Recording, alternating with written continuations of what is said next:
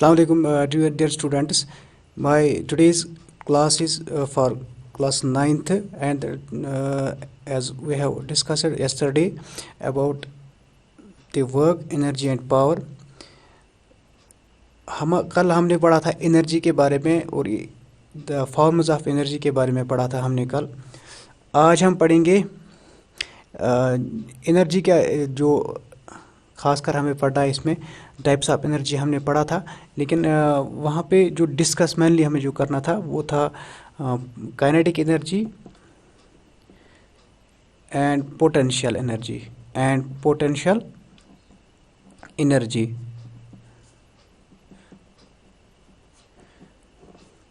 और एक बार मैं इन्हें डिफ़ाइन कर रहा हूँ यहाँ पे. कल भी मैंने डिफ़ाइन किया था. काइनेटिक एनर्जी हम किसको कहेंगे?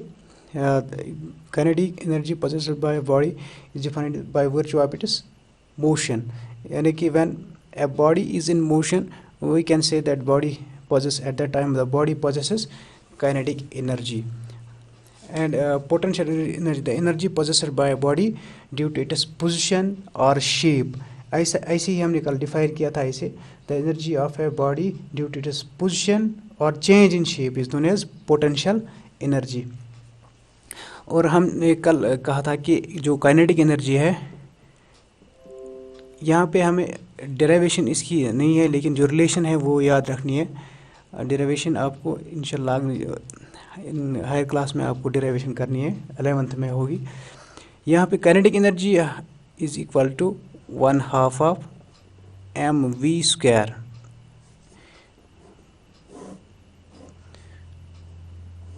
ये है काइनेटिक एनर्जी की रिलेशन. और जो पोटेंशियल एनर्जी की रिलेशन है यहाँ पे मैं लिख रहा हूँ, potential energy is equal to mgh.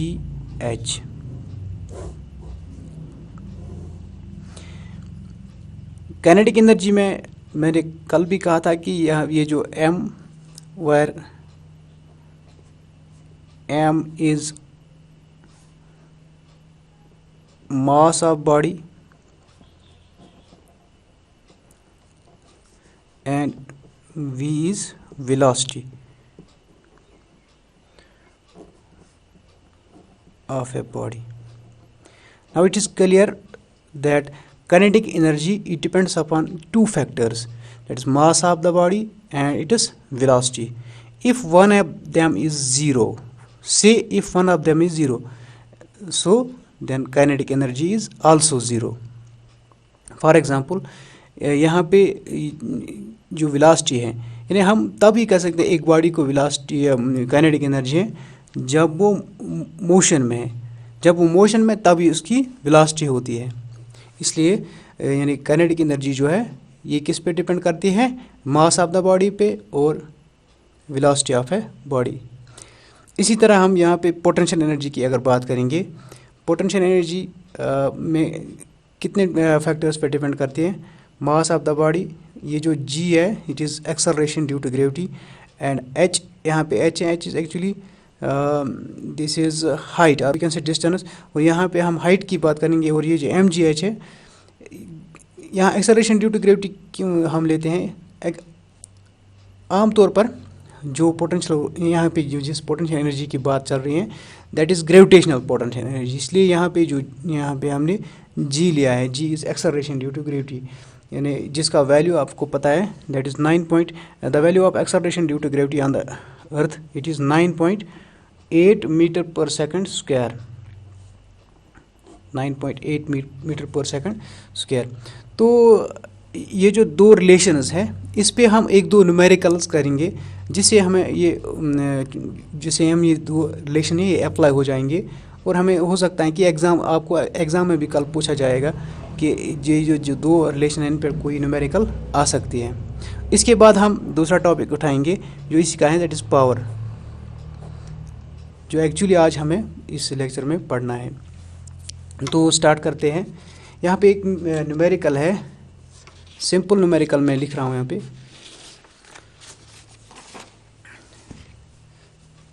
Numerical है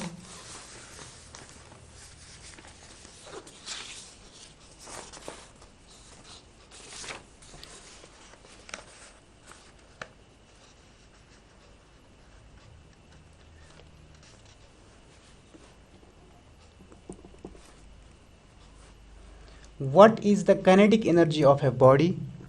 What is the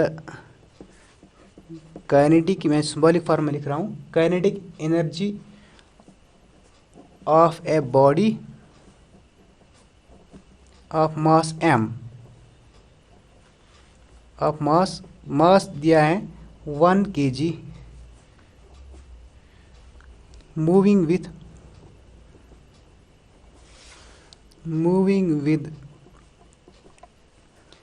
a speed of 2 metre per second. ये है न्यूमेरिकल, सिंपल न्यूमेरिकल है। तो इसका सॉल्यूशन आपको किस तरह करेंगे, पहले आप क्या लिखेंगे, गिवन कि क्वेश्चन में क्या दिया हुआ है और आपको क्या करना है। यहाँ पे क्या है, what is the kinetic energy of a body of mass m। ये इसका मतलब कि मास दिया हुआ है, m कितना है 1 kg, moving with A speed of, यानी वेलोसिटी यहाँ पे दी गई है, स्पीड की बात, ये कितना है 2 मीटर पर सेकेंड। अब हमें क्या निकालना है इसमें, what is the kinetic energy, यानी काइनेटिक एनर्जी हमें निकालनी है। k इज इक्वल टू, मैं यहाँ पे लिख रहा हूँ note of interrogation. Now we know kinetic energy हम लिखते हैं, it is equal to 1/2 of mv square, ये हमें पता है। इसको मैं यहाँ पे आपको सिर्फ जो यहाँ पे वैल्यूज हैं यही यहाँ पे अप्लाई करने के, तो काइनेटिक एनर्जी खुद ब खुद आएगी। Now kinetic energy will be equal to 1/2 of m के बदले क्या लिखना है 1, और v के बदले क्या लिखना है 2, लेकिन यहाँ पे v स्क्वायर, इसके इसलिए जो 2 है इसके ऊपर स्क्वायर आएगा। Therefore kinetic energy will be equal to 1/2 of 2 1 ज़ा 2, अब 2 का स्क्वायर कितना हो गया, 2 2 ज़ा 4, तो ऐसे हुए 2 1 ज़ा 2, 2 2 ज़ा 4, इन्हें यहाँ पे हमें 2, इसका यूनिट क्या आएगा, जो हम एनर्जी की बात कर रहे हैं लिहाजा इसका एनर्जी यूनिट जूल आएगा, जो हम कैपिटल J से रिप्रेजेंट करते हैं। लिहाजा इसका आंसर क्या है, हमें 2 जूल्स, 2 जूल्स, ये है इसका आंसर है। सिंपल न्यूमेरिकल है, आपको समझाने के लिए कि किस तरह हम काइनेटिक एनर्जी इसके रिलेशन को इस्तेमाल करके अगर इस तरह का क्वेश्चन आता है तो किस तरह हम इसको सॉल्व करेंगे। अब और एक क्वेश्चन है जो थोड़ा ज़्यादा मुश्किल नहीं है, आपने पढ़ा है कि पहले यूनिट में जब हमने इक्वेशंस ऑफ मोशन में पढ़ा था कि 3 तरह की इक्वेशंस है। एक तो है v square minus U square is equal to 2as, v is equal to u plus at, और इसी तरह और एक इक्वेशन है जो भी हमने पढ़ा था जब हम मोशन पढ़ रहे थे। न्यूमेरिकल किस तरह है आप देखिएगा, न्यूमेरिकल यहाँ पे है ए बॉल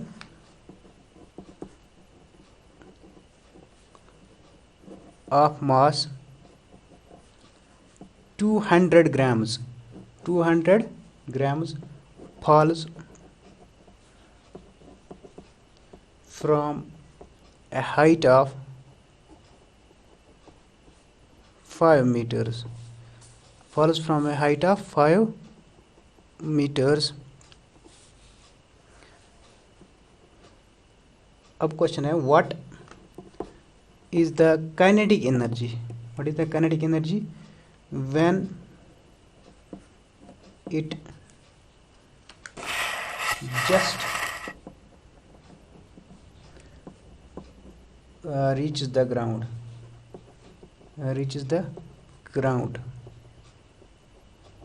यहाँ पे एक्सेलरेशन ड्यू टू ग्रेविटी दी गई हुई है, दैट इज इक्वल टू 9.8, यानी take g equal to 9.8 metre पर सेकंड स्क्वायर।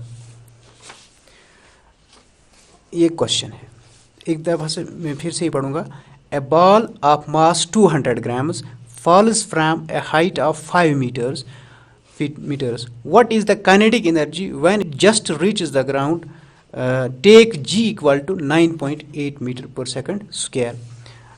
अब इसको किस तरह हम सॉल्व करेंगे, जिस तरह मैंने पहले न्यूमेरिकल सॉल्व की इसी तरह इसको भी सॉल्व करेंगे। देखेंगे इसमें क्या है। पहले क्या हुआ दिया है, मास गिवन हम लिखेंगे कि यहाँ में क्या गिवन है, m is equal to 200 grams। लेकिन अगर इसी तरह ये डिस्टेंस की यहाँ भी डिस्टेंस दी हुई है या हाइट दी हुई है, ये मीटर्स में दी है। यहाँ पे जो मास है इसको इसने ग्राम्स में दिया है, लिहाजा हमें इसको ज़रूरी चेंज करना है इन SI यूनिट्स में, ग्राम्स को किलोग्राम्स में चेंज करना है। लिहाजा हम इसको किस तरह किलोग्राम्स में चेंज करेंगे। ये 200 इसको हमें डिवाइड करना है 1000, तो ये किसके बराबर आएगा 0.2। अब this is equal to 0.2 kilogram kg हो गया ये। अब इसके बाद क्या है, हाइट, और we can say it is distance, और h हम इसे कहेंगे, और h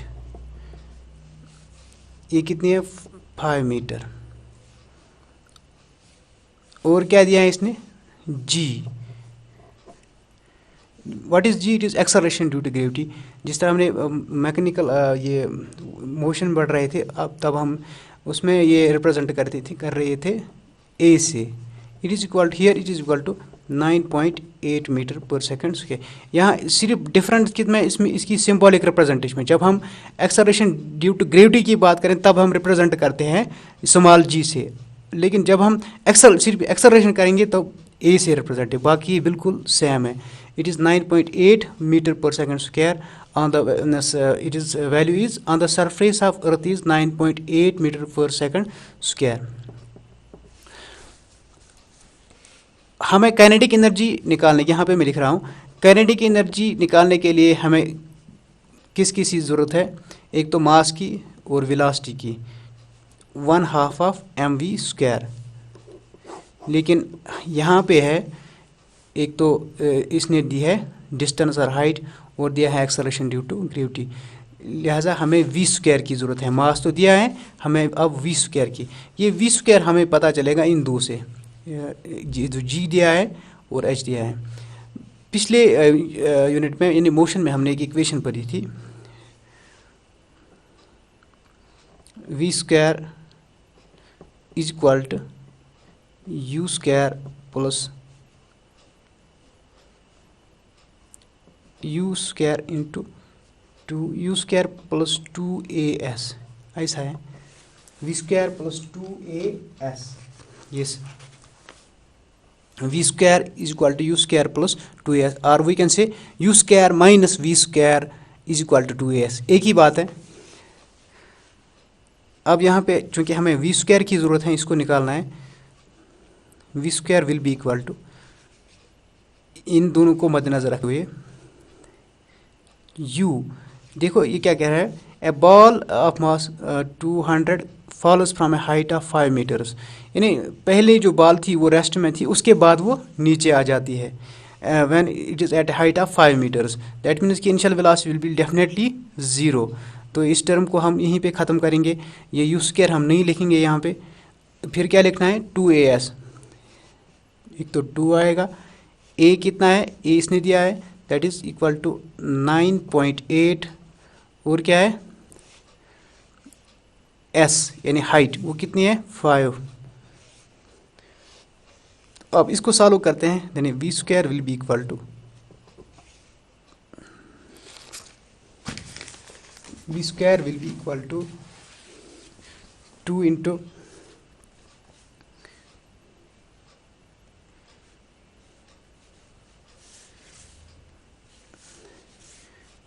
2 into 9.8 into 5, it will be equal to 98, यानी हमारा जो हमें मतलब था कि से वी स्क्वायर से, हमारा वी स्क्वायर अब आ गया। इसको मैं यहाँ पे कुछ नाम रखूँगा इक्वेशन ए। अब अपनी फार्मूला जो यहाँ पे है, हमें एक्चुअली वो जो हमें निकालना है दैट इज़ काइनेटिक एनर्जी। फिर से we know now, we know kinetic energy is equal to 1/2 of M V square, M V square.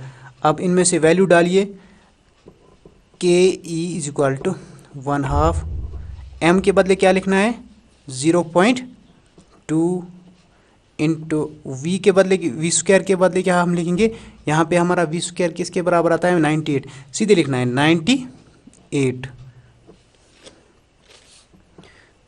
और ये किसके बराबर आएगा, अगर हम इसको सॉल्व करें ये आता है, ये आएगा आपको 9.8, क्योंकि ये और ये टर्म कट हो जाएगी और यहाँ से 100 नीचे आएगा जो इसके साथ आ जाएगा 9.8। ये आप लोग जानते हैं कि किस तरह इसको हम हल करते हैं। अगर आप चाहते हैं तो मैं फिर से करूँगा, K E is equal to 1.2 into 2 divide by 100 into 98। ये 2 और ये 2 कैंसिल हो जाएगा और यहाँ से आएगा 98 डिवाइड बाई 100 और वो आता है बराबर 9.8। अब यूनिट क्या आएगा इस वक्त, काइनेटिक एनर्जी हम पढ़ रहे हैं तो यूनिट आएगा जूल। उम्मीद है कि आपको आप इसी तरह आप अगर कोई भी न्यूमेरिकल आएगी काइनेटिक एनर्जी आप अच्छी तरह उसे समझ जाएंगे और इसे सॉल्व कर सकेंगे।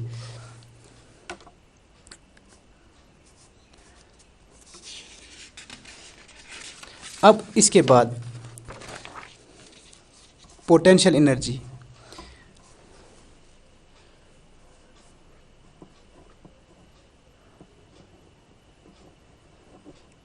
पोटेंशियल एनर्जी, ये पोटेंशियल एनर्जी इसकी रिलेशन है एम जी एच, एम जी एच। तो क्या होती है ये potential energy, the energy of a body due to its position और change in shape is known as potential energy. शायद कल मैंने आपको एग्जांपल भी दिया था कि पोटेंशियल एनर्जी किस किस चीज़ में स्टोर होती है। फॉर एग्ज़ाम्पल अगर आपके घर के ऊपर आपने किसी टैंकी में पानी भर रखा है तो याद रखिएगा कि उस टैंकी में जो पानी स्टोर है उसमें पोटेंशियल एनर्जी मौजूद है। या यूजुअली जो हाइड्रो इलेक्ट्रिसिटी जनरेटर होते हैं वो किस तरह होते हैं, वो due to potential energy of a water, that potential energy of a water is then converted, firstly that is converted into kind when it that is fallen from the from height, that gets converted into kinetic energy and that kinetic energy gets transferred into electrical energy. So इसी तरह ये potential energy हम उसको कहेंगे gravitational potential energy. और दूसरा हमने दूसरी जो इसकी टाइप है that is elastic potential energy. For example, when we do work to stretching the rubber string of a gulail, we can say so the gulail one, then the work done by us get stored in the stretched rubber string in the form of elastic potential energy. The stretched strings of the this catapult possesses potential energy due to change in their shape because they become long and thin. This energy of the stretched string of this gulail can be used to throw away a piece of stone with a high speed. तो last में हमने पढ़ा था इसकी जो relation है potential energy is equal to M ji H. इस पे कोई न्यूमेरिकल हम कर देंगे जो फॉर एग्जांपल यहाँ पे 3 वेरिएबल्स हैं, मास है, एक्सेलरेशन ड्यू टू ग्रेविटी है, हाइट है। अगर इन और पोटेंशियल एनर्जी अगर इनमें से कोई भी हमें 3 वेरिएबल्स अगर दिए हुए हों और अगर हमें एक कोई निकालनी हो तो हम निकाल सकते हैं।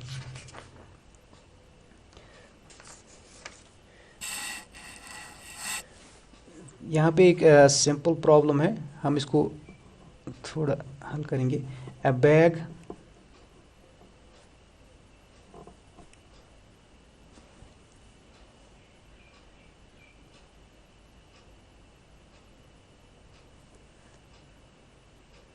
a bag of wheat weighs 200 grams or 200 kgs.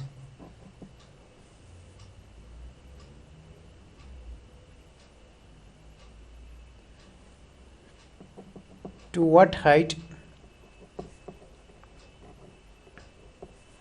should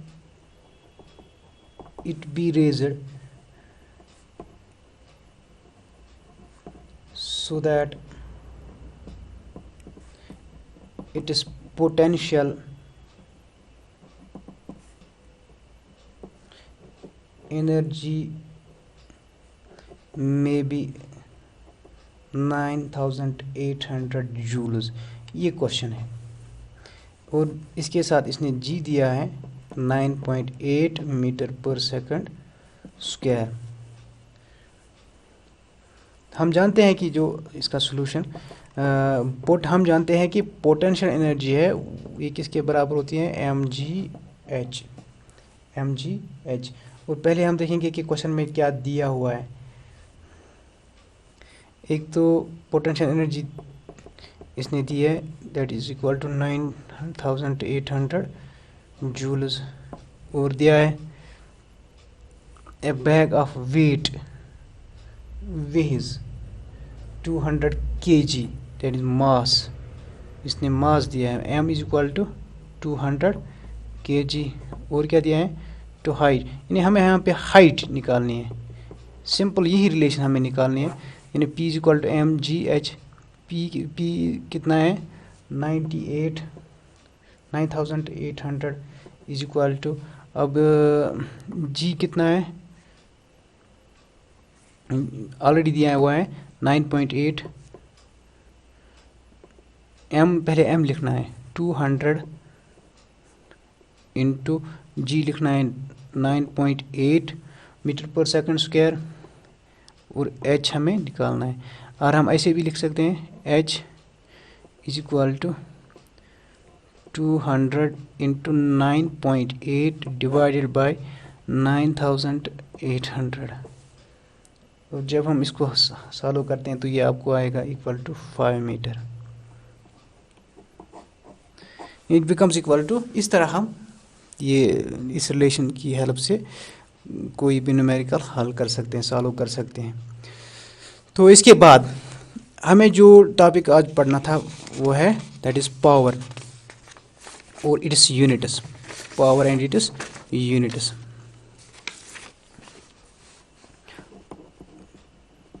power and it's units थोड़ा बहुत मैं इस लेक्चर में इसके बारे में थोड़ा डिस्कस हो जाए और अगले लेक्चर में इंशाल्लाह फिर से ये पावर और इस यूनिट्स के बारे में हम डिस्कस करेंगे।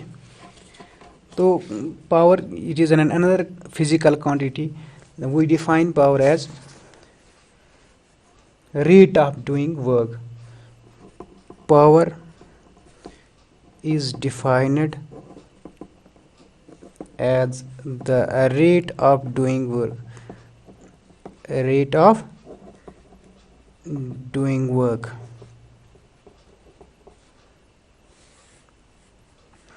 Or which equal to power is equal to work done divided by time taken.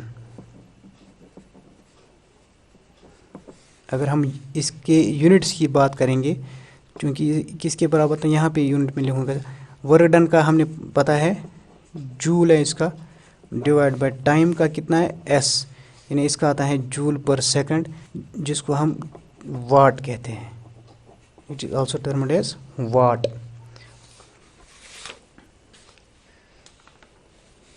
यहाँ पे मैं सिंबॉलिक पावर में लिखूँगा this power it is represented by P, work done W से हम रिप्रेजेंट करते हैं और टाइम टी से। ये एक रिलेशन है इसकी। और हम दूसरे तरीके से पावर को डिफाइन करते हैं। It is power is defined as the rate at which energy is consumed, ये इसकी, और अगर एनर्जी, अगर इन टर्म्स ऑफ एनर्जी में हम पावर को डिफाइन करेंगे तो इस किस तरह करना है, यहाँ पे मैं इसकी डेफिनेशन फिर से लिख रहा हूँ, दूसरी definition, power is defined as the rate at which energy is consumed। अगर एनर्जी की बात करेंगे तो वर्क के बदले हमें लिखना है एनर्जी, यानी power is equal to energy consumed, energy consumed divided by time taken. और दोनों डेफिनेशन में एक ही यूनिट इसका आएगा, दैट इज व्हाट, यानी P is equal to E divide by T। फिर से मैं एक बार इसको दोहराऊंगा, what is power, power is defined as the rate of doing work, यानी किस रेट पे, यानी जब रेट की बात करें तो यहाँ पे टाइम, यानी कितने कितने कोई बॉडी अगर काम कर रहे हैं तो इसको कितना टाइम लग रहा है, उसे हम कहें, उसी हिसाब से हम क्लासिफाई करेंगे कि उसको इतना पावर है।